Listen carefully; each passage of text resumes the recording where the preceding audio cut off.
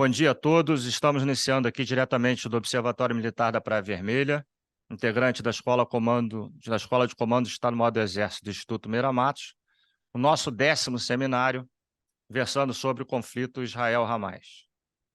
Neste seminário teremos a participação de dois ilustres professores, o professor Paulo Vicentini, da Universidade Federal do Rio Grande do Sul e também professor da nossa escola, e o professor Jorge Lasmar, da PUC de Minas. O professor Vicentini irá abordar o tema Jordânia e Líbano, frágeis estados estratégicos. Será o primeiro a fazer a nossa apresentação. E o professor Lasmar vai abordar o tema crimes financeiros e terrorismo, encerrando a nossa apresentação. Nós vamos usar a mesma sistemática que temos usado nos outros seminários. Cada palestrante terá 20 minutos para sua participação. Após isso, nós faremos um intervalo de 5 minutos e partiremos para os debates após esse intervalo com a pergunta dos senhores que estão assistindo a mais um seminário. Eu gostaria de destacar aqui que estava prevista a participação do coronel Renato Vaz para falar sobre as forças israelenses, mas houve um imprevisto particular do coronel, ele não poderá participar do debate, então nós iremos trabalhar nesta manhã com os professores Vicentini e com o professor Lasmar, que eu tenho certeza que nos abrilhantarão e muito neste seminário. Então, a partir deste momento, eu já passo a palavra ao professor Vicentini, para que ele possa iniciar sua apresentação. Em seguida, o professor Lasmar falará a sua parte e, no final, voltamos para o debate. Bom dia aos professores Vicentini e Lasmar. Bom dia a todos que estão nos assistindo mais uma vez. Então, professor Vicentini, eu passo a palavra para o senhor, para a sua apresentação. Muito obrigado.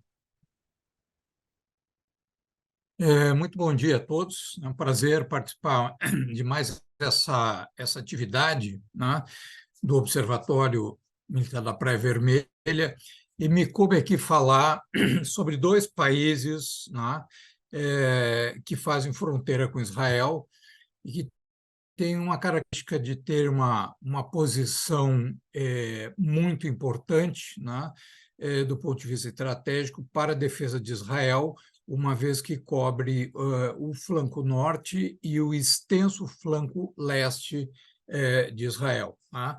E são dois estados com grande fragilidade, tá? Eu pediria, então, ao Barros ali que colocasse aquele primeiro mapa ali do Líbano, tá? Para que todos tenham uma visão do que se trata, tá? O Líbano é a antiga terra dos fenícios, né? E lá também se encontram os remanescentes cristãos das cruzadas, mas, vamos dizer assim, é um país povoado, a base étnica é 95% de árabes, tá? E são 5.300.000 habitantes, num território que é muito pequeno, tá? 10.000 quilômetros quadrados, e está com, além de tudo, 1,5 milhão de refugiados, tá? Então, é um território pequeno.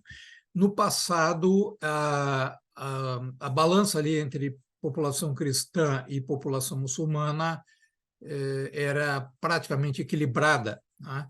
E, atualmente, apenas 30% da população do Líbano é cristã, de várias religiões, né? 30% é a população sunita e 30% é a população xiita, sendo os outros 10% pequenas minorias étnicas da região. Aqui nós temos no mapa uma disposição, tá?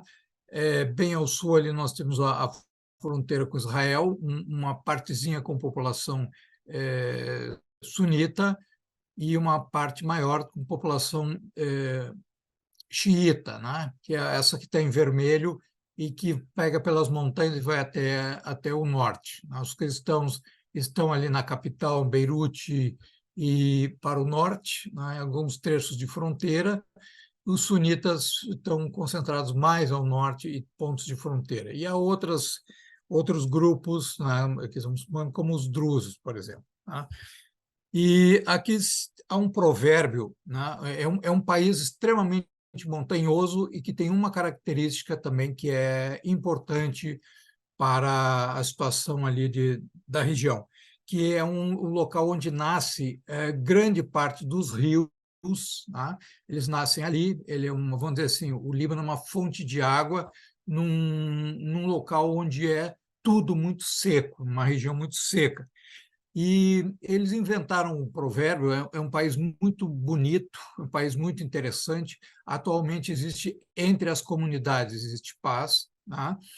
E que pude visitar, e é um país realmente de muita cultura, tá? E lá eles têm um provérbio, né? Os políticos cunharam um provérbio que diz o seguinte: o Líbano é pequeno demais para ser dividido e grande demais para ser anexado, no caso, a Síria.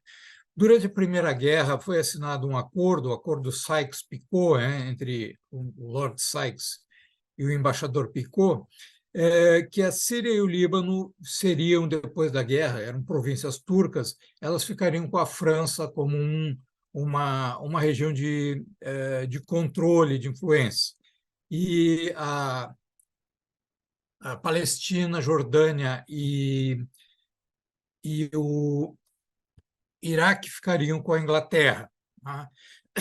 A França, que ficou com essa parte, escolheu dividir, ela separou o Líbano da Síria para criar uma entidade onde os cristãos tivessem um peso maior, já que eles usaram, ao longo do tempo, a ideia de que eram protetores dos cristãos e isso que lhes dava o direito de ter influência no local, tá?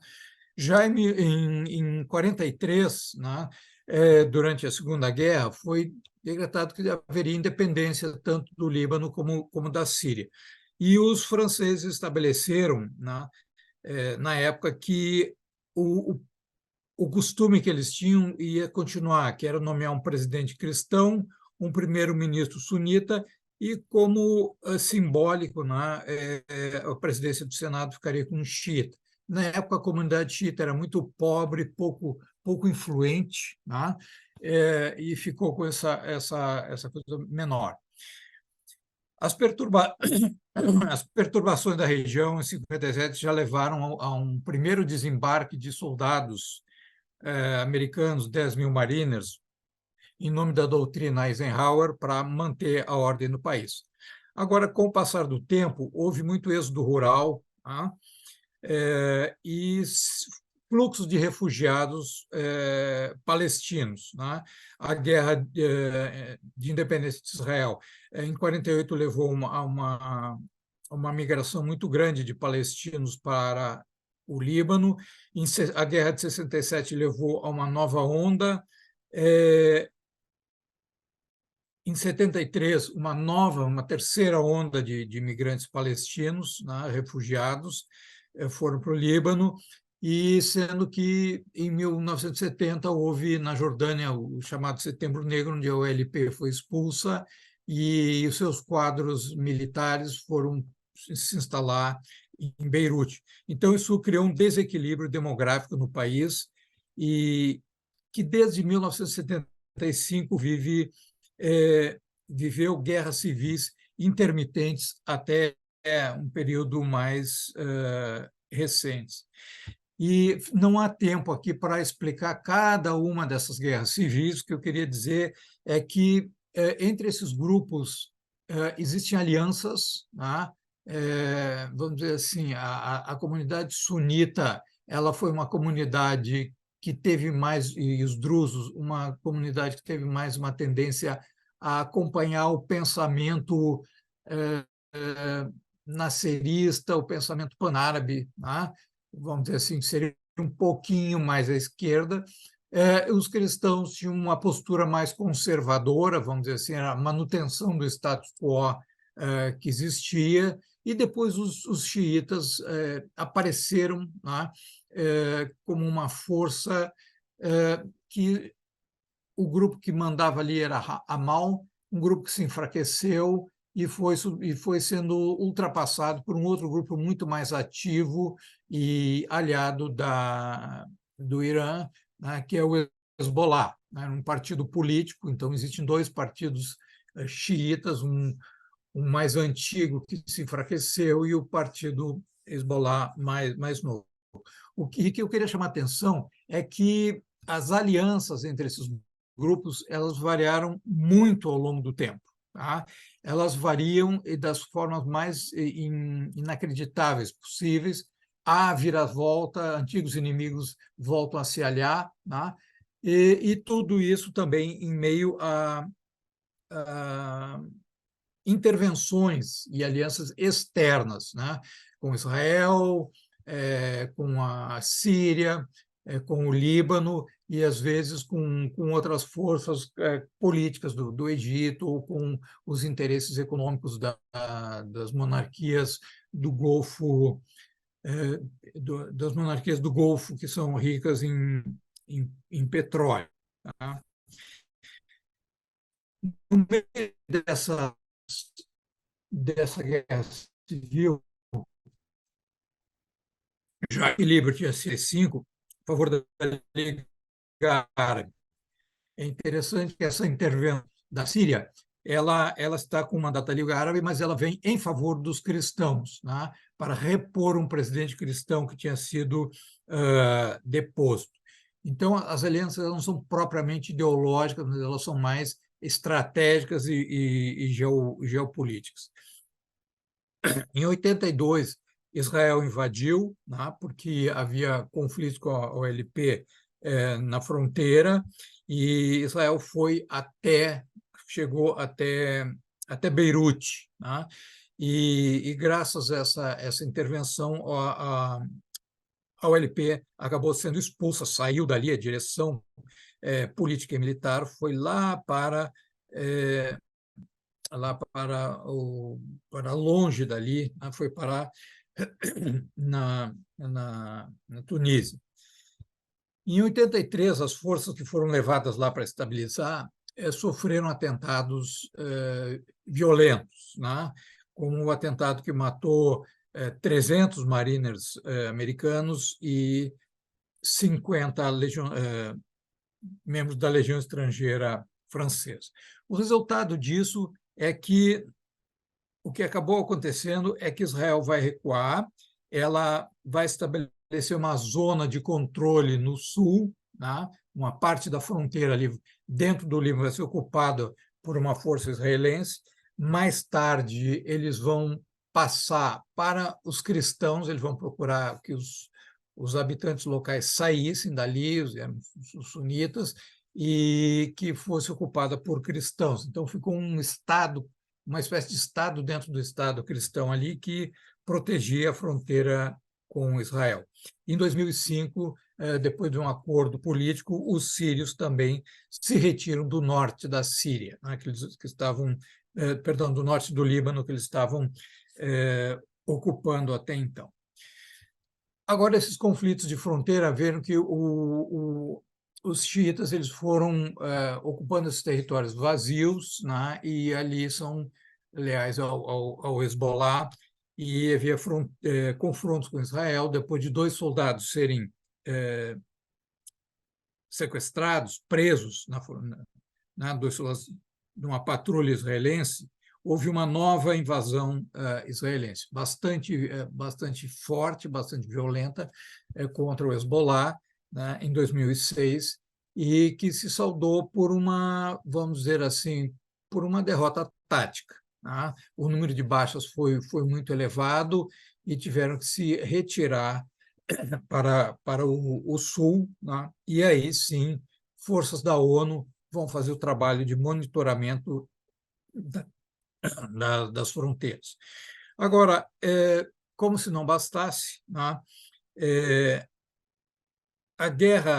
as guerras que caracterizaram a Primavera Árabe, elas afetaram muito o Líbano, né, que recebeu uma enorme carga de refugiados sírios, né, e que levou o país vive hoje uma falta de governo, né, ele vive uma fragmentação, ele tem um governo que não tem muito poder efetivo, num precário equilíbrio aí entre os diversos grupos que compõem o país. Volto a insistir que ali dentro não há uma guerra civil entre os libaneses, propriamente. Tá? São problemas econômicos, são problemas com os vizinhos, os problemas maiores. Por gentileza, o outro mapa. E termino a parte do Líbano perguntando o seguinte, tá? O problema de Israel com o Líbano é apenas o Hezbollah? Antes do Hezbollah, o problema era com a OLP. Tá? Só que nunca houve. Tá? É possível tirar ali de baixo aquela tarjinha preta em que estão os dois mapinhas diminuídos ali? Ah, tá, que ali estava tapando um local importante. Pelo que o Estado do Líbano propriamente não esteve em guerra com Israel. É um raro vizinho que não teve nunca a vontade. São forças políticas e não propriamente o Estado do Líbano que faz isso. Agora, aqui o Líbano tem duas importantes muito grandes para Israel. Tá? A primeira delas é as águas.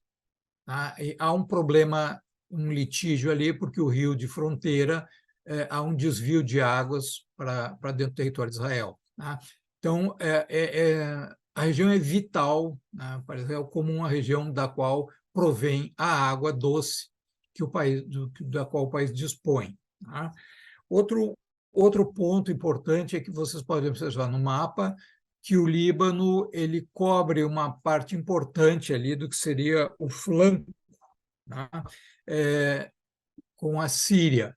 Tá? Então, ali é uma região que está ocupada, no mapa consta como Israel, que são as colinas de Golã, e, através daquilo ali, Israel tem uma posição de monitorar qualquer ataque que venha da parte da Síria, porque ali são montanhas bastante altas. Mas há uma nova, né, no que na semana passada, falando sobre o Egito, veio a questão do gás. E eu chamo a atenção para vocês que há esse mapa, né, como se diz na geopolítica, os mapas falam. Aqui nós temos uma divisão de águas territoriais, né? Então vocês veem que o Egito explora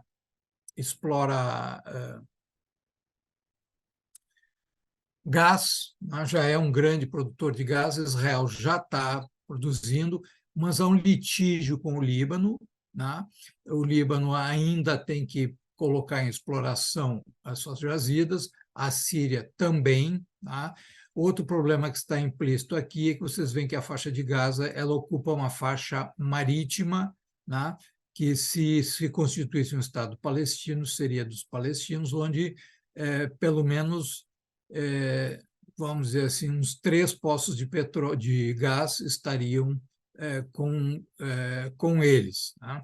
Outra coisa que chama atenção aqui é que a Turquia, né, nós temos uma área aqui em volta do Chipre, que pertenceria ao Chipre, mas o Chipre, desde 74, está dividido e houve a criação de uma república turca do norte do Chipre, que só foi reconhecida pela Turquia.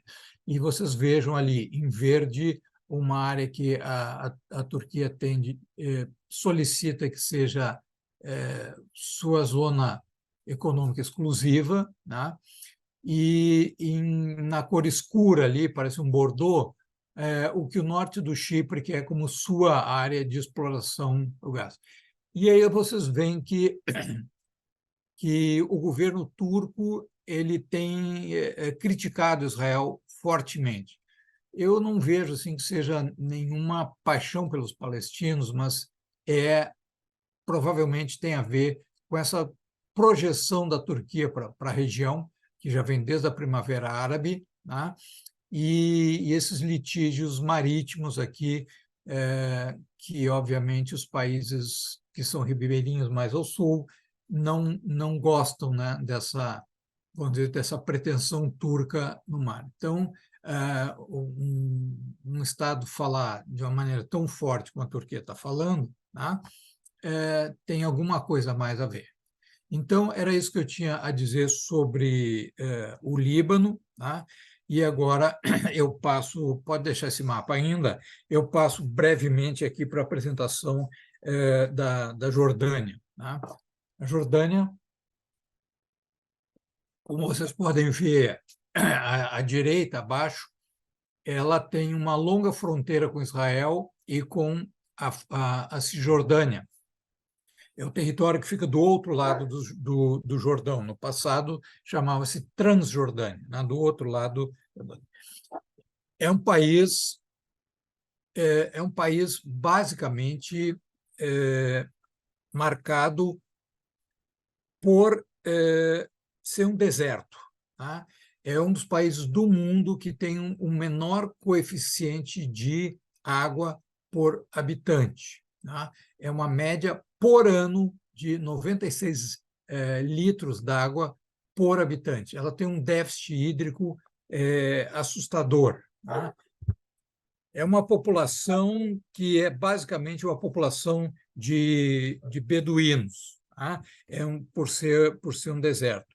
E o que a história acabou fazendo com esse país completamente artificial, que nunca existiu como um país propriamente, que tem a ver com a atualidade, é que a Jordânia se transformou num estado tampão. Tá? Ela tem 90 mil quilômetros quadrados, ela é 9 vezes o tamanho do Líbano, mas praticamente assim, em mais de 80% é deserto. E ela está atualmente com uma população de 11 milhões e meio de habitantes. Tá? E praticamente uns 40%, quase metade da população do país é uma população de refugiados, que são sírios, são palestinos, principalmente palestinos. Né? É difícil separar ali quem é palestino e quem é jordaniano, agora que a população é basicamente urbana. A Jordânia fazia parte do mandato inglês, tá? Durante a guerra, a Primeira Guerra Mundial, todo mundo já viu o filme Lawrence da Arábia. Tá? A diplomacia britânica, através do coronel Lawrence, tentou sublevar as tribos árabes do deserto para atacar as posições turcas pela retaguarda. Os turcos não tinham defesa ali na área do deserto, suas defesas estavam no mar e nas fronteiras, e a promessa que foi feita aos árabes é que o crescente fértil, essa região que vai de Israel, Palestina, Líbano, Síria e Iraque, é o crescente, faz um arco assim, essa região mais fértil seria o centro de um Estado árabe e que continuaria pela Península Arábica. Né? Bem, aconteceu algumas coisas, isso eles prometeram ao xerife Hussein de Meca, né, que fariam alguma coisa. A questão é que uma outra família, família Saud, se aliou aos religiosos, né, aos religiosos sauditas, uma seita, então, chamamos hoje fundamentalista, porque ela era do estrito que seguiu o Islã original ao pé da letra, vamos dizer assim. Né?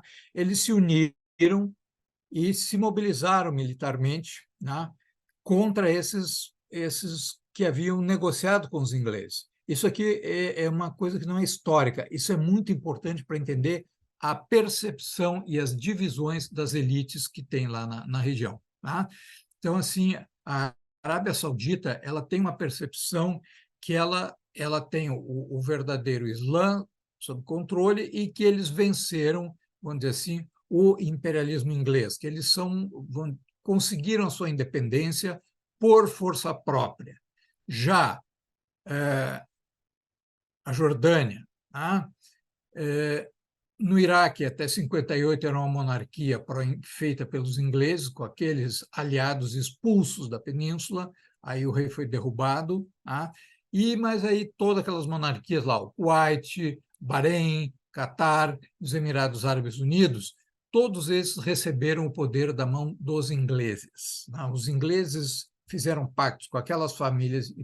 Então, entre essas monarquias do Golfo e a Arábia Saudita, há uma rivalidade, sim, há uma tensão, e a Arábia Saudita ela procura ser o país dominante ali na área. Né? Aconteceu que com essas pessoas que perderam a guerra na Arábia Saudita, né? Os ingleses os instalaram, então, na Jordânia, né? Que chamava-se Transjordânia. Chegou a estar na Síria, mas tiveram que entregar para os franceses, então o rei que estava na Síria foi colocado na Jordânia, né? E o seu primo foi colocado no Iraque, né? E, após a Segunda Guerra Mundial, em 1946, vai ficar independente, com o nome de Reino Hashemita da Transjordânia, tá?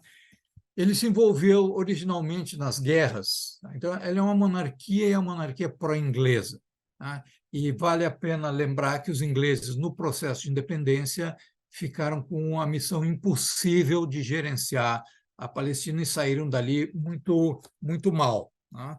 Então, em 48, em nome da Liga Árabe, ela participa da guerra, e a guerra vai ter como resultado que só vai sobrar como territórios na mão de palestinos a faixa de Gaza e a Cisjordânia ali, o West Bank. Então, a faixa de Gaza ela ficou anexada ou controlada, vamos dizer assim, né, pelo governo egípcio, já que não existia um governo palestino anteriormente, e a Cisjordânia ela vai ser ocupada pela Jordânia, né, também na ausência de qualquer tipo de autoridade ali para aqueles árabes que depois foram chamados de palestinos que viviam na região. Essa região aí era a mais rica, a mais próspera que podia, tinha mais cidades e tinha um solo melhor para plantação e tudo mais. Só que com a Guerra de 67, a Jordânia perdeu esses territórios da Cisjordânia e, pior, ela recebeu um fluxo de refugiados muito grande. Tá? Esse fluxo de refugiados criou um problema interno, porque aí, naquele momento, houve uma radicalização. Tá? A OLP ela já existia há algum tempo, mas ela se radicalizou, né? Ou seja, ela vai partir para ações terroristas, ela vai partir para a via militar, seria a considerada a única possível, já que o mundo não ia se envolver, né? E isso aí levou a um problema de disputa de poder. A Jordânia era um país muito frágil, né? O rei Hussein, que estava ali, que era neto daquele Hussein lá, original, que eu mencionei, da Arábia Saudita, ele viu que todos os acampamentos já estavam nas mãos de militantes armados, né? E que estavam ameaçando, vamos dizer assim, tomar o poder na Jordânia. E para isso ele trouxe o exército, os beduínos, e atacaram, né, esses acampamentos. Foi o tal de Setembro Negro, em 1970. Daí que a OLP e seus homens armados foram expulsos dali e foram para Beirute. Tá? Que tipo de país, já encaminhando aqui para o fim, que tipo de país é a Jordânia? É um país visivelmente pró-ocidental. Tá? Depois da Guerra de 67, se vocês observarem bem, tá? Nem do Líbano, nem da Síria e nem do Egito há condições, né, em termos militares, para uma força atingir o que é o coração de Israel, tá? A parte mais densamente povoada e mais desenvolvida. Tá? Agora, vocês observem que a longa fronteira da Jordânia, se a Jordânia fosse envolvida em algum tipo de aliança ou tivesse um regime mais hostil, ela poderia causar um sério problema para Israel. Tá? Então, na verdade, houve acordos, tá? As relações diplomáticas só ocorreram nos anos 90, mas eles mantinham conversações naquele período, tá? Onde vai haver uma securitização da fronteira, ou seja, Israel faz algumas concessões, há uma administração conjunta das águas do Rio Jordão, o que não é muito fácil, tá?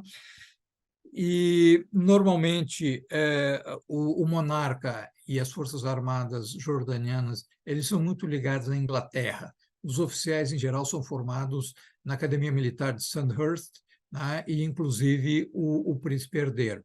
Outra característica é que eles sempre casam com uma mulher ocidental, né?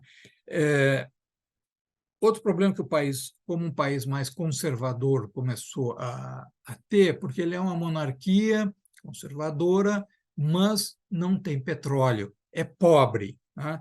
Então, a quantidade de miséria e tudo mais do país permite ali que um controle muito difícil da população e a existência de atividades terroristas. Então, há sempre um temor aos movimentos terroristas islâmicos mais radicais e dessas forças republicanas, né? Forças que querem fazer um país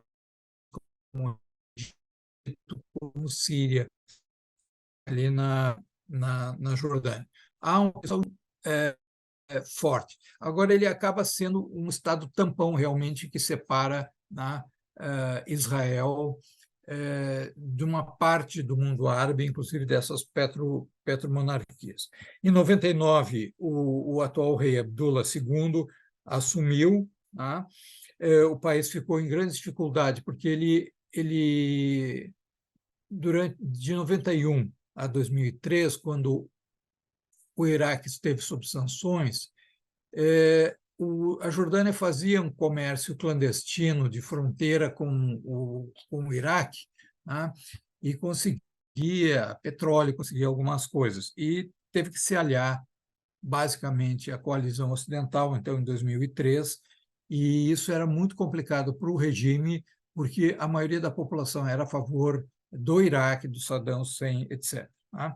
Então, é um país onde falta muita água. Tá? Agora há um projeto que eu não sei em que pé ando, não consegui essa informação se está, mas me parece que está meio trancado, que Israel e Jordânia iriam bombear água do mar, seja do mar Mediterrâneo, seja do mar Vermelho, para o Mar Morto, né, que está ali na parte sul, ali onde converge a fronteira da Jordânia e Israel. O mar ele está secando, ele está baixando o Mar Morto, e isso aí causa um problema ambiental, porque a salinidade se tornou assim muito, muito alta, e há um desmoronamento de terra, quer dizer, a falta de água, ela tirou a sustentação do solo, e todos aqueles resorts turísticos que tinham ali estão começando a ser abandonados, né, porque eles estão afundando nas margens do Mar Morto. Tá? O país, no geral, ele tem assim áreas urbanas, né, muito estendidas, e principalmente a parte caótica, nós poderíamos chamar assim, que são quase que favelas, né? Esses campos de refugiados são imensas favelas, e é um país com muito poucos recursos naturais. Ele não tem petróleo, não tem gás, e tem alguns fosfatos, mas isso não dá para uma população que ficou grande demais. Então, qualquer ideia de jogar mais palestinos ali dentro da Jordânia iria criar um problema securitário para toda a região, para o regime da Jordânia, e, né, com consequências imprevisíveis. Era isso que eu tinha a expor. Muito obrigado pela atenção.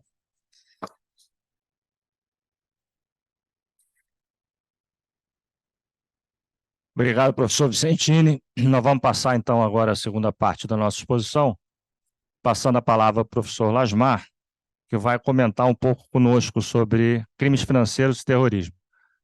Então, professor, o senhor está com a palavra. Boa palestra.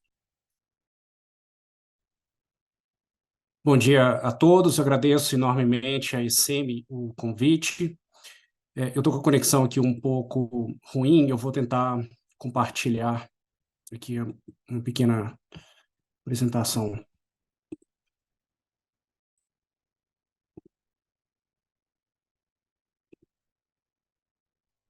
Os senhores estão vendo a apresentação? Ok, está Perfeito. aparecendo sim. Bem, eu fui incumbido de falar um pouco sobre a questão aí do financiamento do terrorismo e a questão do financiamento do Hamas. E antes de entrar nessa temática, é preciso que a gente entenda duas informações anteriores. A primeira é que quando normalmente nós falamos sobre ataques terroristas, a gente pensa no ataque em si. Mas a grande verdade é que quando nós trabalhamos terrorismo, nós temos que trabalhar o que nós chamamos do ciclo de atividade terrorista. Então, nós temos uma série de atividades que acontecem antes do ataque, como, por exemplo, organização, recrutamento e financiamento. Uma série de atos que vão acontecer ali no ciclo operacional antes do ataque em si, como escolha do alvo, treinamento, aquisição de materiais, etc. O ataque, e após o ataque eu também tenho uma série de atividades, como fuga, evasão, reagrupamento e a exploração nas mídias do que aconteceu. Então isso é muito importante. Por quê? Porque quando nós falamos de financiamento de terrorismo, nós não estamos nos referindo apenas à capacidade do grupo de realizar ataques, mas também à sua capacidade de operar em todo o ciclo operacional. Isso é importante porque mesmo que um país não tenha ali um risco muito grande de ataque terrorista, ele pode ter outras atividades como o financiamento e recrutamento em seu território. E qual que é a força de grupos como o Hamas? É um tripé. A sua força vem primeiro de uma base militar, da sua força militar, segundo, da sua ideologia e terceiro, da sua capacidade financeira. E a capacidade financeira é como se fosse o sangue que oxigena todas essas outras atividades. Ele vai desde fazer a aquisição e o treinamento do seu braço militar, né, financiar esse treinamento e aquisição de material, quanto vai ajudar também na divulgação, na mídia, na propaganda da sua ideologia. Então, por isso que é muito importante discutirmos essas questões do financiamento. É por isso que depois de 11 de setembro, no dia 12 de setembro, o primeiro movimento contra a Al-Qaeda foi exatamente o movimento de combate às finanças da Al-Qaeda. E, em segundo lugar, é preciso entender que quando nós falamos aí dessa questão de lavagem de dinheiro, financiamento do terrorismo, nós temos três visões, três grandes blocos de atuação. O primeiro é a lavagem de dinheiro em si, o segundo é o financiamento do terrorismo e o terceiro é a não proliferação.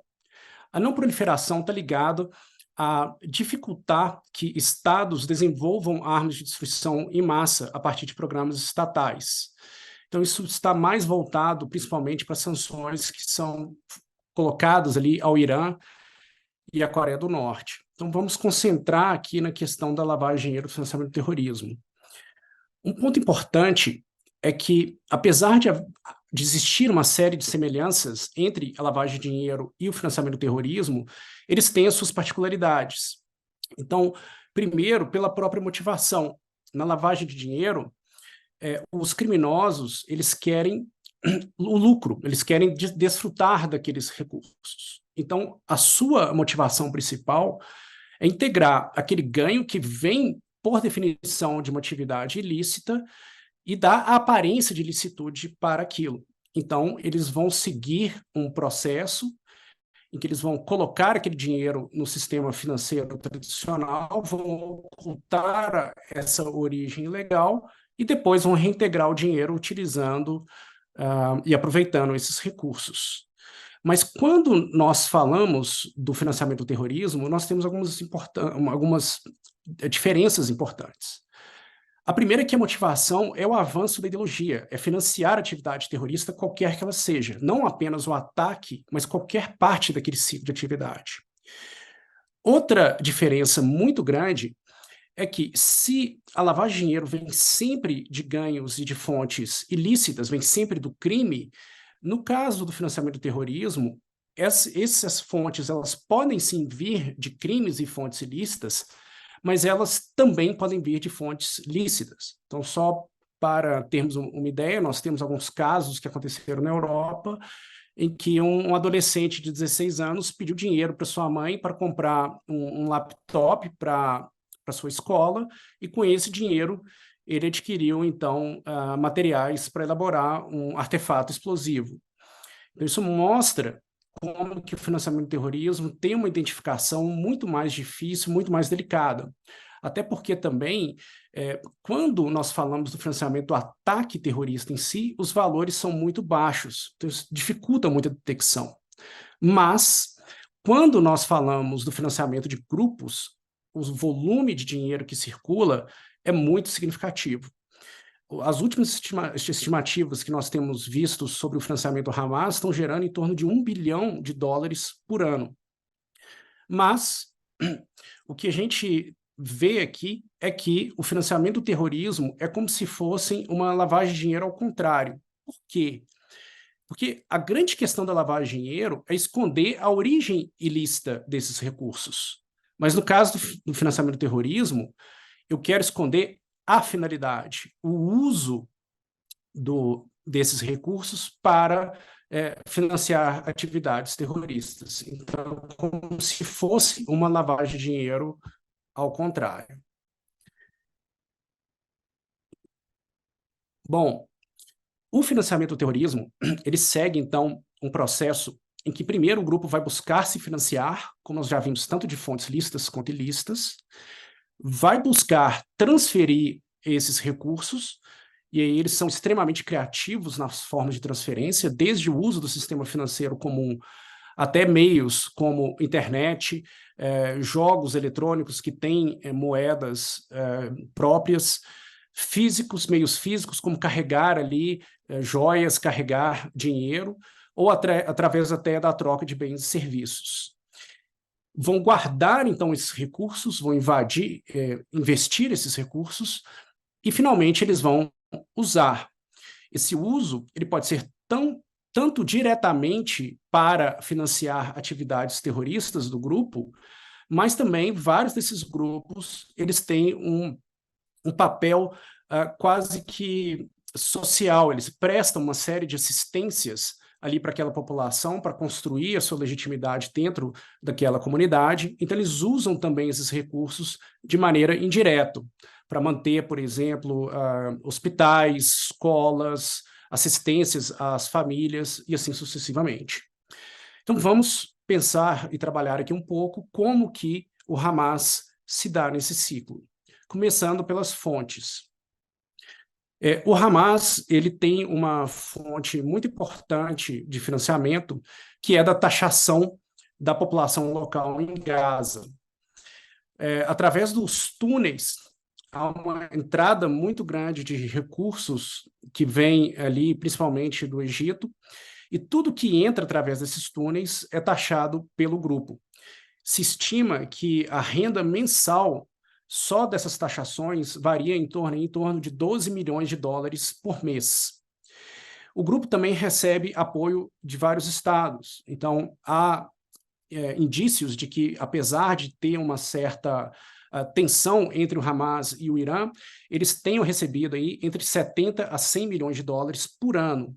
E outros países também, há suspeita de que eles financiem parte das atividades do Hamas. Outra fonte importante são as doações privadas, em que existem várias campanhas, tanto virtuais quanto presenciais, em que o grupo solicita doações. Há uma renda também do seu portfólio global de investimentos e desvio de instituições de caridade, tanto legítimas quanto instituições de caridade que são montadas para criar campanhas falsas, levantar aqueles recursos e passar para o grupo. O grupo também possui uma estrutura de negócios extremamente complexa, possuindo empresas legalmente constituídas em vários países, não só ali do Oriente Médio, mas em todo o globo. Eles também praticam uma série de práticas extorsivas nas populações de diáspora, além de campanhas de arrecadação envolvendo aí tanto criptoativos quanto instituições de caridades fictícias e operações como de crowdfunding. E como que esse dinheiro é transferido?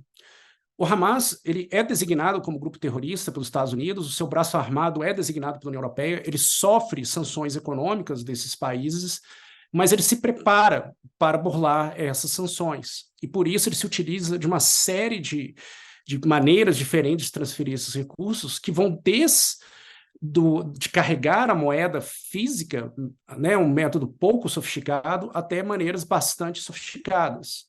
Então, eles utilizam-se ali de instituições financeiras fazendo operações que têm a aparência de serem legais, casas de câmbios, eles utilizam doleiros, que a gente chama de hawala, e facilitadores financeiros que prestam serviços para diversos grupos. As últimas investigações têm mostrado como que vários desses facilitadores financeiros em países como Sudão, Turquia, Catar, Argélia, Iraque, Líbano, prestam seu serviço para diversos grupos terroristas diferentes. Eles transferem através de empresas laranjas que possuem filiais em todo o globo como uma maneira de justificar essas transferências. O chamado Trade-Based Money Laundering, em que eles simulam vendas de exportação de produtos, ou eles superfaturam e usam essa diferença entre o valor real do produto e o valor superfaturado para transferir recursos. Há também o uso de bancos afiliados ao Hezbollah e o criptoativo. O criptoativo tem sido muito utilizado por vários estados e por vários grupos como uma maneira de tentar fugir das sanções impostas por regimes como da OFAC dos Estados Unidos ou da União Europeia, exatamente pelo fato de que esses criptoativos muitas vezes não são regulados ou não perpassam ali para uma autoridade estatal que controle esses fluxos. A guarda desses recursos ela é feita tanto em dinheiro em espécie, quanto instituições financeiras, em que contas com aparente legalidade são criadas, empresas de fachadas, principalmente ligadas aí à questão da propriedade de imóveis, e principalmente no Oriente Médio, e também através dos criptoativos, apesar de que os criptoativos, no caso do Hamas, são mais utilizados para fazerem as transferências em si do que a guarda dos recursos. Ultimamente tem havido um esforço muito grande de países como os Estados Unidos e o próprio Estado de Israel para se congelar as contas ligadas aos criptoativos. Então, o grupo tem procurado fazer campanhas em que ele recebe esses criptoativos ou de doadores privados ou através da transferência de estados, e ele imediatamente retira esses recursos. Então é muito interessante porque se fala muito do Bitcoin e também se fala muito de moedas como o Monero, mas o grupo tem preferido o que a gente chama stablecoins, como o Tether, que são moedas virtuais que são lastreadas ao dólar, exatamente para ele ter a segurança daquela transferência e ter a lastreabilidade que permite que aquele recurso seja rapidamente convertido em dinheiro em espécie. E para que o Hamas usa todos esses recursos?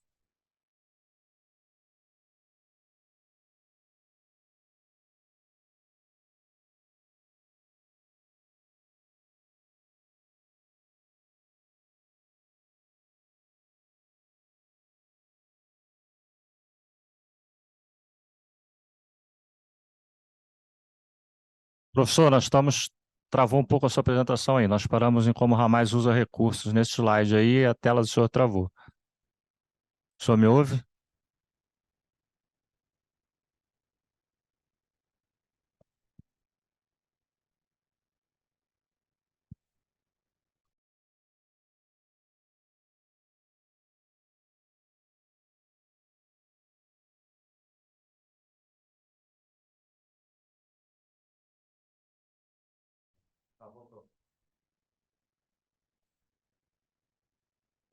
Acho que eu caí, né? Voltou, professor, já voltou. Tá, deixa eu compartilhar aqui novamente.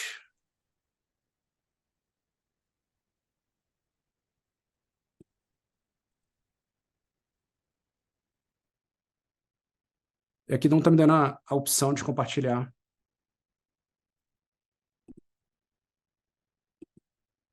Agora foi.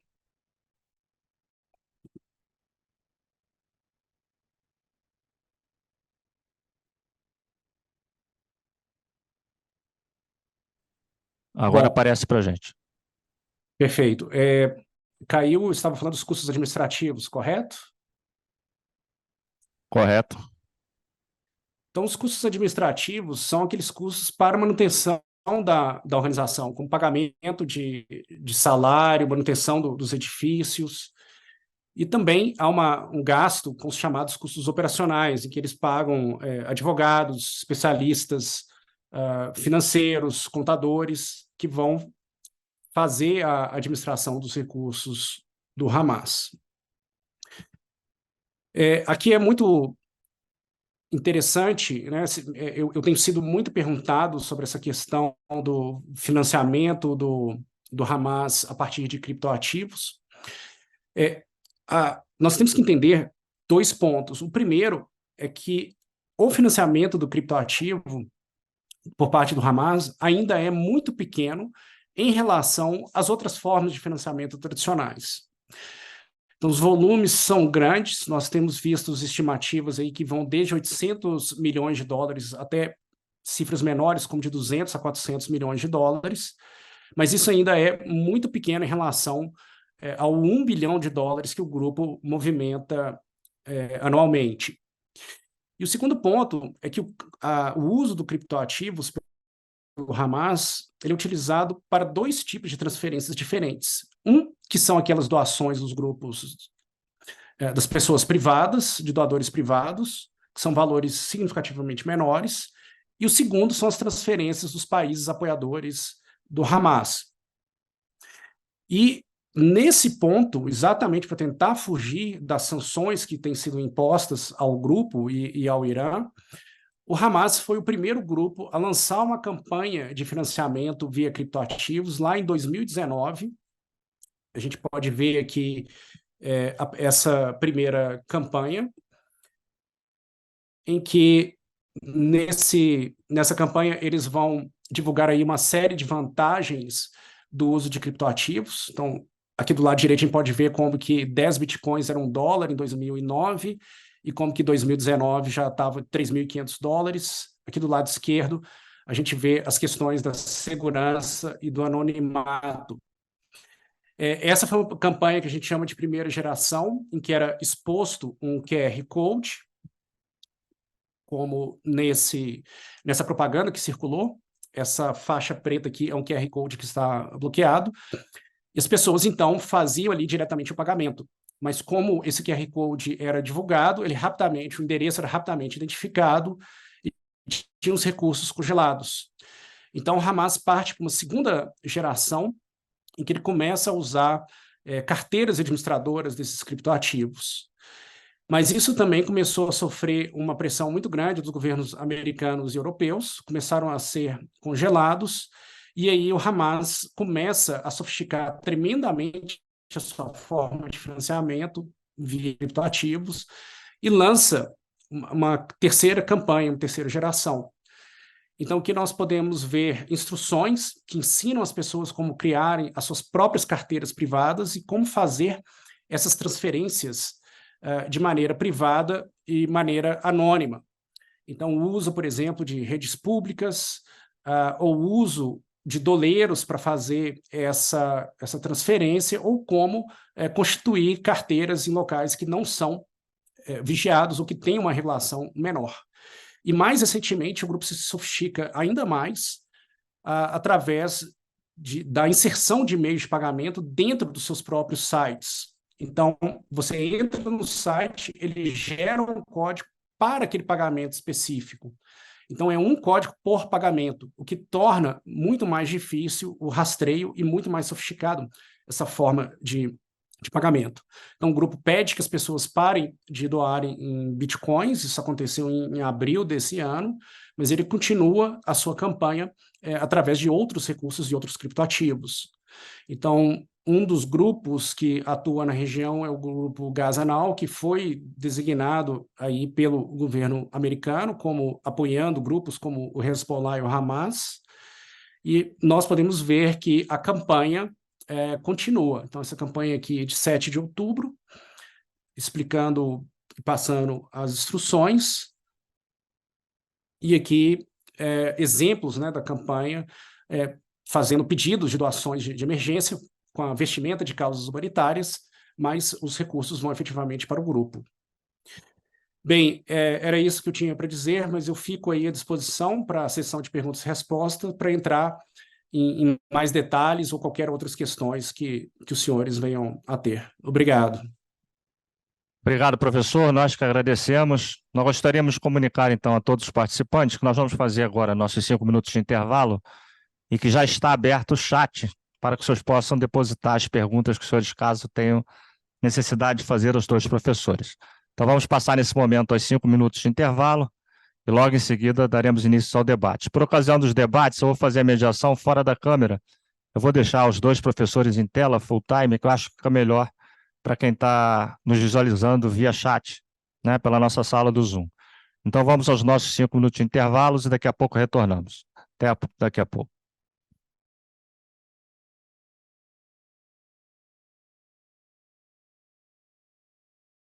Bem, vamos retomar aqui a nossa parte de debate. Já estou vendo que os dois professores já estão online também. Professor Lasmar, só pedir para o senhor liberar o seu microfone, que ele está aparecendo para nós desligado aqui. Ok. Então, vou passar a primeira pergunta. Professor Vicentini, o senhor está com a tela congelada, o senhor nos recebe bem? Eu vou dirigir a primeira pergunta ao professor Lasmar. Professor, eu gostaria que o senhor fizesse um comentário sobre o evento recente que nós vimos acontecer aqui no Brasil, com a prisão de supostamente terroristas envolvidos com Hezbollah, realizada pela nossa Polícia Federal. Então, eu gostaria de saber se o senhor pudesse tecer um breve comentário sobre a existência ou não de também, ainda muito falada, da existência de uma célula terrorista na região de tríplice fronteira do Hezbollah. Se o senhor pudesse abordar essa temática rapidamente, em cima dessa parte financeira também que o senhor falou. Seria essa o primeiro questionamento. Bom, sobre os eventos recentes ocorridos, eu acho que a primeira questão importante mostrar é que essa ação demonstra como que a própria Polícia Federal e a ABIN estão bastante atentas a esse evento. E quando a gente fala da presença de terroristas aqui no país, é preciso que isso seja tratado de uma maneira bastante responsável, né? Isso não quer dizer que necessariamente vão ocorrer ataques aqui, mas entender que esses grupos podem vir até o Brasil para recrutar e financiar as suas atividades. Vocês estão me escutando? Algum problema? Ok, eu só sair da tela que eu vou deixar só os senhores debatendo e vou fazer a mediação sem estar aparecendo na câmera, só por via de áudio. Ok. Bom, quanto à presença do Hezbollah na América Latina como um todo, há cada vez mais evidências de que o grupo realmente se encontra aqui desde a década de 80, mas as atividades, de uma maneira geral, do Hezbollah na América Latina têm se voltado muito mais para essa parte de financiamento, e o grupo se volta mais próximo de atividades criminosas e de financiamento do que de um grupo terrorista, efetivamente. Então, é isso que nós temos assistido, não só com alguns indícios aqui no Brasil, mas também na própria Argentina, Colômbia, Venezuela, Panamá e alguns outros estados.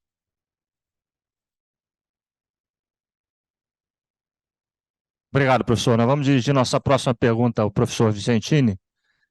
Essa pergunta vem do nosso participante da nossa reunião no Zoom, identificado como Carlos.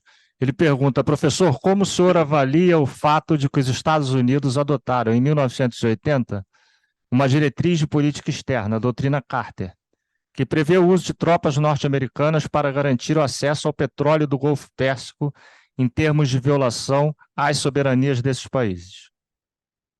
Com a palavra, professor Vicentini. Bem, eu acho que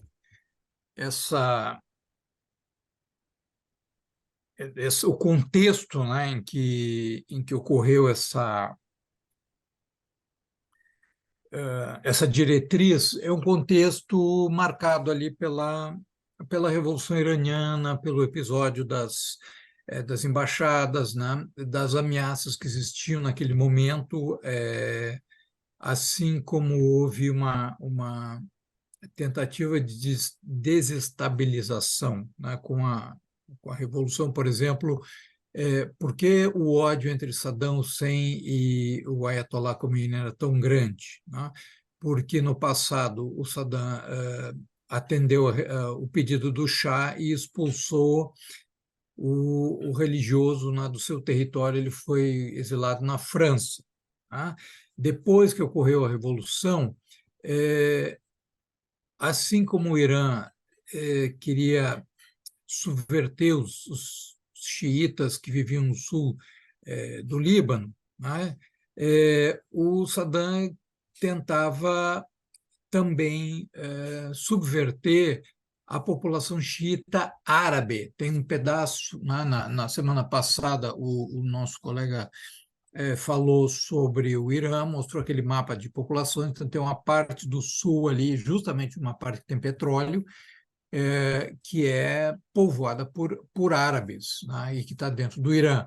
Então, haviam desestabilizações em marcha, as petromonarquias estavam se sentindo muito vulneráveis com a Revolução Iraniana por duas razões.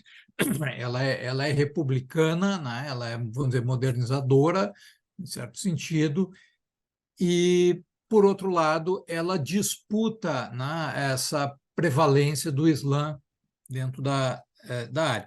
Então, o Carter ele estava já sob muita pressão interna. Ele procurou, vamos dizer assim, se afirmar, né? Teve o episódio do resgate dos reféns, que foi um desastre completo. Até hoje não se sabe se aquilo foi um acidente ou se foi uma sabotagem mesmo, que acabou inviabilizando, né, a eleição dele. Os helicópteros que iam pelo deserto para chegar em Teherã para libertar, eles se chocaram uns com os outros e houve assim dezenas e dezenas de soldados mortos ali, tá?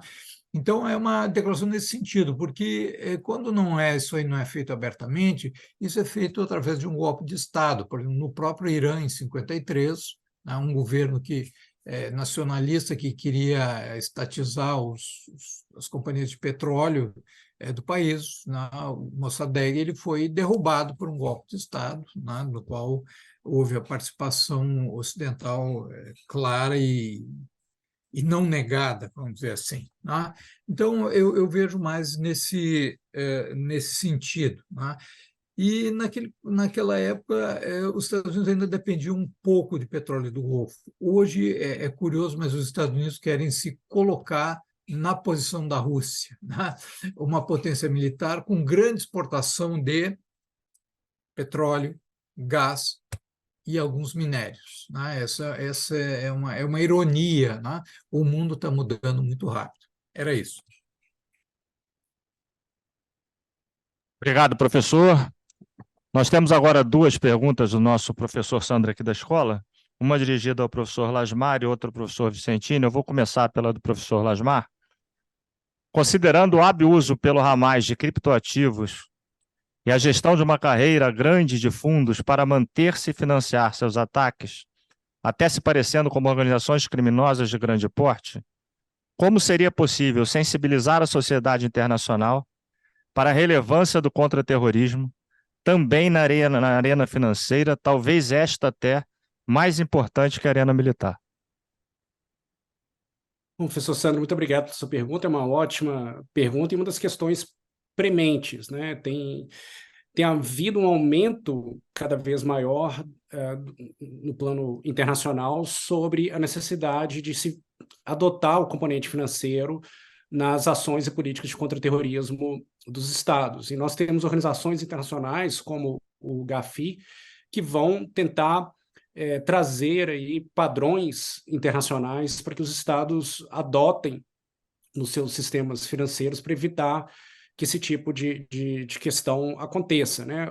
Um dos pontos centrais que está sendo discutido no GAFI é exatamente a questão dos criptoativos e a chamada regra de viagem, que permite ter uma traceabilidade maior dessas transações.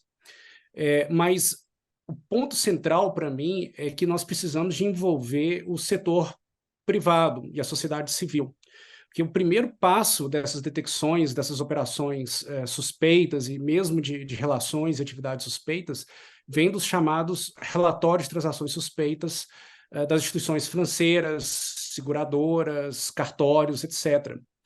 Então, é importante que haja a conscientização desses setores, que nós chamamos de setores obrigados, de que mesmo que em países em que se vê muito ataques terroristas, que a atividade de financiamento do terrorismo ela é internacional e perpassa as fronteiras e atinge praticamente todos os estados. Então é importante que as pessoas se conscientizem que o risco de um ataque terrorista é diferente do risco de financiamento de terrorismo e comecem, então, a aprender quais são esses indicadores de riscos, esses sinais de alerta, para que eles possam, então, comunicar isso para as unidades de inteligência financeira e, então, que os governos possam tomar as medidas necessárias e cabíveis para combater essas atividades.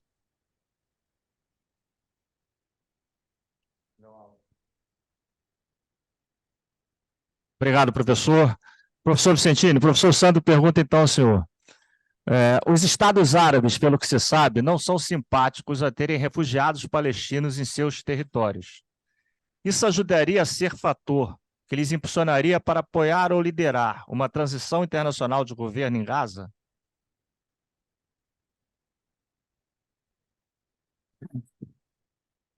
Olha, a questão é a seguinte: tem estados que têm grandes recursos e pouca mão de obra. Por exemplo, os estados do Golfo, né, são estados que têm uma população muito pequena. Mesmo a Arábia Saudita, que tem uma população um pouco maior, mas ela também tem um território muito grande. Agora, há um cuidado, vamos dizer assim, estratégico por parte das elites sauditas de não depender da sua população como uma força de trabalho nesse setor mais moderno da economia, como na área do petróleo, do gás, etc. Tá? E então a presença de estrangeiros para fazer trabalhos também de obras públicas, tudo isso é muito demandado. Tá? Então, vamos dizer assim, não é uma coisa geral. Por que o Egito não quer receber aquele pessoal de Gaza? Bom, o Egito já introduziu, ou está tentando introduzir um controle de natalidade no seu país, porque não há mais como levar uma explosão demográfica como o país está levando. Mas 2 milhões e 300 mil não são tantos, mas são pessoas que estão ligadas ou influenciadas por uma organização que foi inspirada pela organização opositora mais forte que tem no Egito, que é a Irmandade Muçulmana. Então, é um tipo de gente politizada que o Egito não quer, né? Ou seja, uma vez que eles se misturem à população, é a mesma população, vai falar a mesma língua, etc., né? Vai se tornar difícil para o Estado egípcio controlar. O Líbano, além dos problemas intercomunitários que tem ali, que são muito delicados de equilíbrio, o Líbano é um país muito pequeno, ele não tem condições econômicas. Existe uma questão assim que o refugiado, né, ele sempre é priorizado. Aí vem a ONU, vem fundos e tal, só que passa 3, 4 anos, esse dinheiro vai diminuindo e o Estado receptor fica com um encargo muito grande. Tá?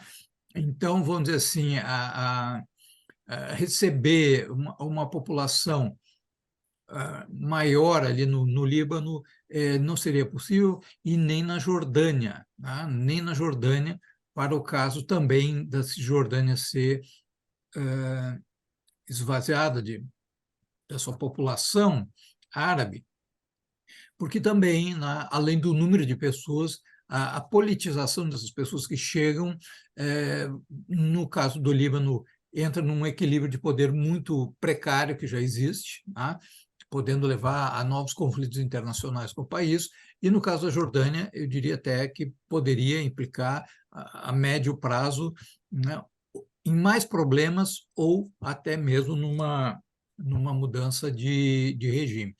Então, tem que ver caso a caso, né? Quem poderia absorver a população desse tipo. Agora, essa parte da pergunta sobre uma transição a Gaza, cara, isso aí eu penso todas as noites antes de dormir e ainda não tenho assim uma resposta para o que possa vir a acontecer ali. Realmente é imponderável nesse momento. Tá? Nós não temos muita clareza de todos os fatores que estão em jogo nesse momento. Tá? Nós estamos vendo operações militares, nós estamos vendo narrativas de um lado e de outro. É o que eu vejo. Eu não vejo uma reflexão muito profunda sobre as reais causas desse conflito, né? Em que medida ele é um conflito estratégico ou ele é um conflito apenas tático, né? Aquele mapa ali sobre o gás, né? Sobre o mercado de gás. Né? Então, é um momento que as placas tectônicas geopolíticas estão se movimentando. Tá? Então, os Estados podem começar um processo de conflito e que, ao longo do conflito, eles vão definir objetivos mais longos, como é o caso da guerra da Ucrânia. Né? Ela vai perguntar qual é o interesse da Rússia. O interesse da Rússia foi mudando conforme a situação mundial foi se alterando. Tá? Então, realmente, esse problema de gás é um problema muito sério, tá? E não sei que tipo de solução pode ter. E as negociações que estão em marcha, a gente vê que não há uma agenda clara sobre o que fazer, né, com esses tempos. Se criou um problema, mas como se vai sair disso aí não se sabe. Obrigado, professor.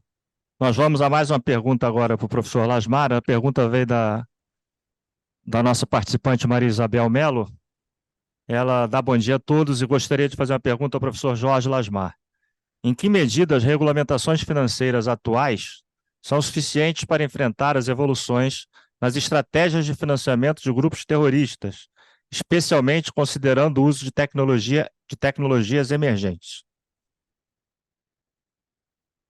Bom, muito obrigado. Essa é outra pergunta também muito importante. O que a gente tem visto é que esses grupos são extremamente dinâmicos nas formas de adaptação, e eles se utilizam desde mecanismos e meios que são extremamente tecnológicos, como essa dos criptoativos, extremamente sofisticados, até métodos muito low-tech, né, como carregar ali o dinheiro, joias, fisicamente.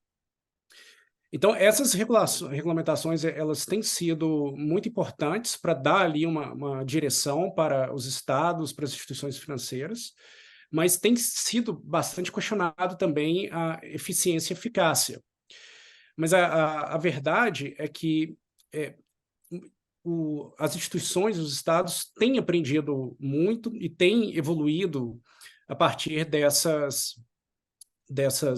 da criação dessas normas, né? Então, quando a gente pensa, por exemplo, na questão aí dos criptoativos, há um grande debate sobre como regulamentar isso, né?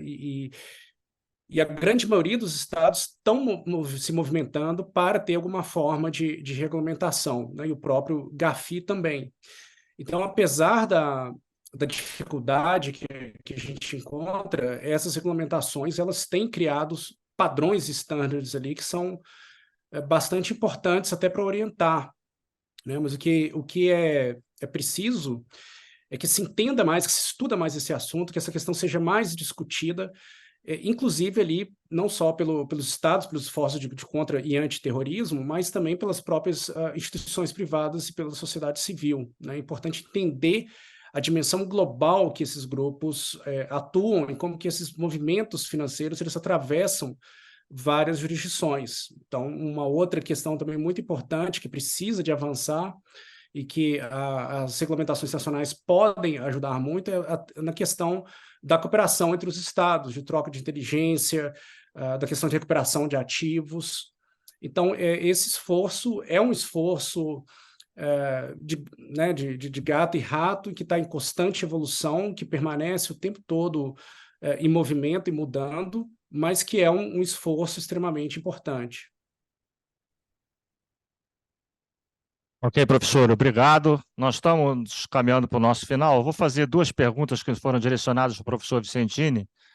E depois, professor, eu sei que o senhor falou que o senhor tem rezado bastante, mas a pergunta final vai versar novamente sobre esse tema que o senhor falou e nós vamos destiná-la a palavra aos dois professores, vamos deixá-los por último de propósito. A primeira pergunta, professor Vicentini, vem do Suélio. Ele pergunta ao senhor sobre como as guerras civis ao longo da história do Líbano influenciaram no fortalecimento do Hamas. Essa é a pergunta do Suélio. E tem uma outra pergunta também direcionada ao senhor, que vem da Camila. A partir da atual situação na faixa de Gaza, existe a possibilidade de revisão do acordo firmado em 2022 entre Líbano e Israel, que havia resolvido as disputas de fronteira marítima entre os dois estados? Essas são as duas perguntas, professor.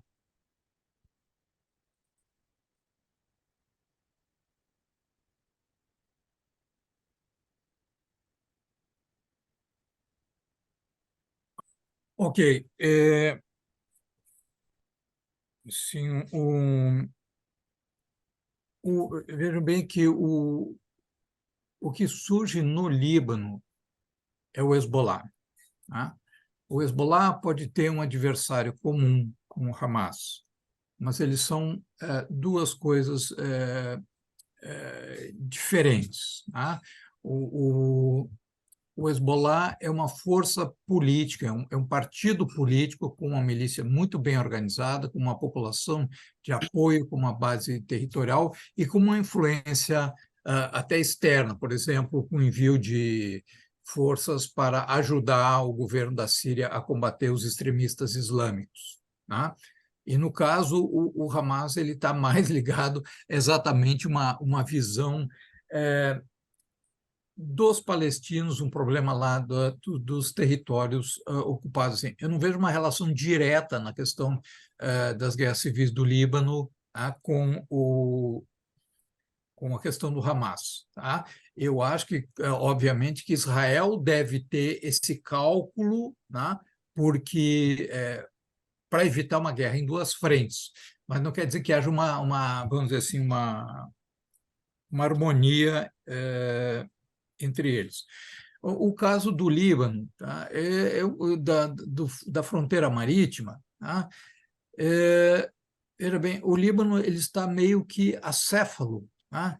Ele está com um governo assim, ó, interino, sem uma legitimidade, né, muito clara. Então, vamos dizer assim, esses acertos nessa região eles são muito precários.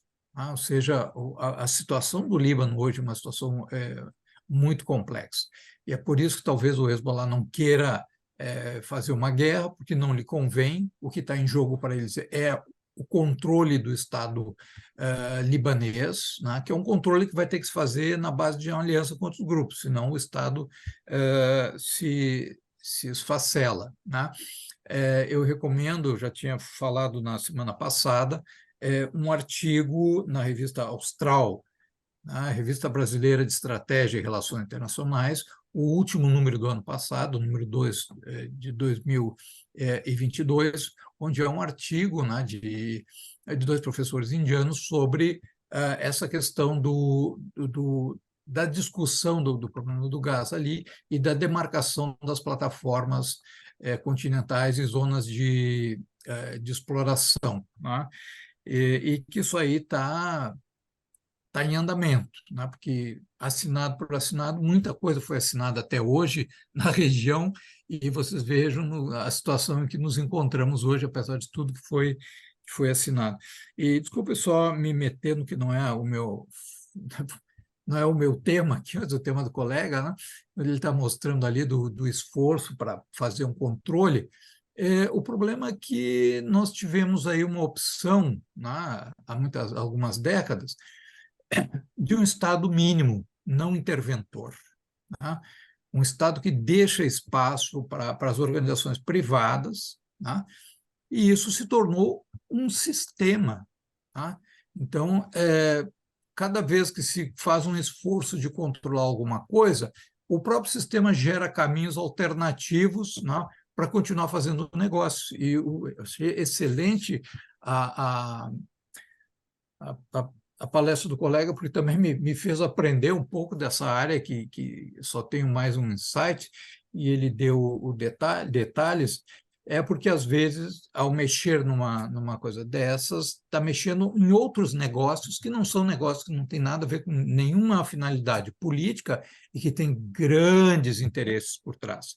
às vezes, inclusive, né, de empresas, de coisas dentro de cada país, né, e que é extremamente difícil. Então, enquanto esse modelo veja, quem é que quer o controle dos capitais internacionais? E daí tem medo de taxação, de coisas assim. Então, praticamente a economia mundial está viciada nisso, né? Agora, por exemplo, um candidato que quer acabar com o Banco Central, né? Um candidato não, um presidente eleito. Bom, então está aberta a porteira para qualquer coisa, embora ele possa ser uma pessoa que tenha uma visão política que não apoiaria de forma nenhuma um grupo como esse, a porteira está aberta, como se diz, né, para que outros grupos façam o que quiser, em nome do quê? Né? Nunca sabe se vai ser uma exportação de vinho, se aquilo é mesmo, se não é, né? Essas moedas virtuais, ou seja, tudo isso é uma realidade da economia mundial, onde os grupos econômicos se adaptam e os grupos políticos também se adaptam. Né? Veja como é que a Rússia consegue passar por cima das sanções, né? E está com a sua economia muito melhor que a da Europa nesse momento, né? Tanto do ponto de vista social como macroeconômico. Né? Então, são coisas que vêm, né, mudanças, reformas que trouxeram algumas agilidades, mas trouxeram também problemas que os governos vão ter que pensar futuramente e a sociedade. Né? Obrigado. Ok, professor. Nós vamos então para a pergunta final. Eu vou começar. A pergunta é direcionada aos dois professores. É uma pergunta que eu confesso aos senhores que talvez os senhores não consigam respondê-la, porque ela é bastante emblemática. E eu peço que os senhores, ao terminarem as respostas, já façam as suas considerações finais para que depois a gente possa encerrar o nosso debate nosso seminário do dia de hoje. Então, a pergunta é novamente do Suélio. Ele pergunta o seguinte: como resolver os problemas sociais e econômicos na faixa de Gaza para que a população de Gaza não dependa mais financeiramente do Hamas? Professor Lasmar, está com o senhor essa primeira bomba aí para a resposta. É uma bomba mesmo, né? É uma pergunta aí é a pergunta do momento, né? Para responder essa pergunta é difícil, porque nós não sabemos o que vai vir depois. E como o professor Vicentini colocou, dificilmente a gente vai ter alguma ação que vá atuar contra as causas efetivas ali do conflito e da região. Então a gente pode pensar em alguns cenários, né? O Estado de Israel vai controlar, ou a autoridade palestina, ou vai haver um controle conjunto, ou vai haver uma intervenção internacional das Nações Unidas, mas qualquer um desses cenários traria respostas diferentes para essa pergunta, né?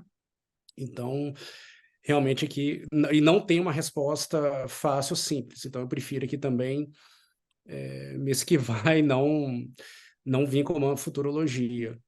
E só para completar ali o que o professor Vicentini falou, que tocou num ponto muito importante, que eu não comentei durante a minha apresentação, que são os efeitos colaterais dessas regras também, né? A gente tem o que a gente chama de de-risking, que são o problema de que algumas dessas medidas tornam mais difícil o acesso de populações carentes ao sistema financeiro, né? Então, tem efeitos colaterais sociais e econômicos importantes. Essa questão do controle do dinheiro vivo, por exemplo, hoje aqui no Brasil a gente tem o Pix, a gente faz uma série de movimentações financeiras eletrônicas e digitais, mas em vários países, são países em que a economia circula em torno de dinheiro vivo, né? Em que as joias no Oriente Médio, na Índia, por exemplo, são utilizadas como poupança das famílias, né? Então, se eu controlo, começo a impedir essa movimentação, eu causo um efeito econômico social muito importante. Então, só para mostrar a dificuldade dessas legislações existentes internacionais e que qualquer ação, medida que a gente tome, a gente tem que pensar no alto custo social e econômico que essas ações podem trazer, né? Então, esse é um outro elemento que o professor Vicentino está coberto de razão, é algo que a gente tem que estar bastante atento também dentro desse processo, né? A gente sabe que o contra-terrorismo ele não é feito só com o combate cinético, né? Precisa que sejam feitas aí ações que combatam tanto a ideologia quanto as causas, e ações muito duras, né, que tragam aí um de-risking, que tragam consequências sociais muito grandes, pode acabar tendo um efeito contrário e alimentando o próprio ciclo de ódio. Ok, professor. Professor Vicentini, o senhor pode nos ajudar com essa futurologia? Qual a opinião do senhor? O que fazer, professor? Pois é, o Suélio sempre traz essas bombas de efeito retardado aqui. Mas o que o colega já disse, assim, ó, e que eu disse também, é imponderável saber o que vai acontecer. O que a gente pode observar é o que pode haver na cabeça dos protagonistas, né, ao terem feito esse conflito. O que o Hamas esperava, né, ao fazer aquela provocação entrando em Israel, tá? E capturando. O que Israel espera da sua ofensiva? Tá? Então, me parece assim, que é a estratégia do fato consumado. Tu cria um fato e depois tu joga a solução desse fato, né, para a comunidade. Eu acho que um controle militar e policial de Israel dentro da faixa de Gaza de forma mais permanente é inviável, até porque está tudo destruído, né? E a economia de Israel também está sofrendo um pouco com esse conflito, né? Evidentemente, em várias áreas, né? Isso aí está sem resolução. Então, eu não tenho uma resposta para isso. Acho que a ONU cuidar é algo que Israel não aceitaria. Tá?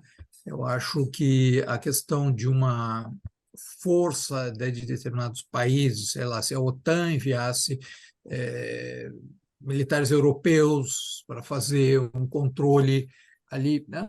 O que eu não vejo mais como possível é separar, ou seja, se tirar o Hamas dali, como é que se faz isso? Como é que vai avaliar o grau de envolvimento de cada pessoa? Nós sabemos que no passado o Hamas massacrou até o pessoal da OLP, né, da Fatah, que foi massacrado fisicamente quando eles tomaram o poder ali. Tá?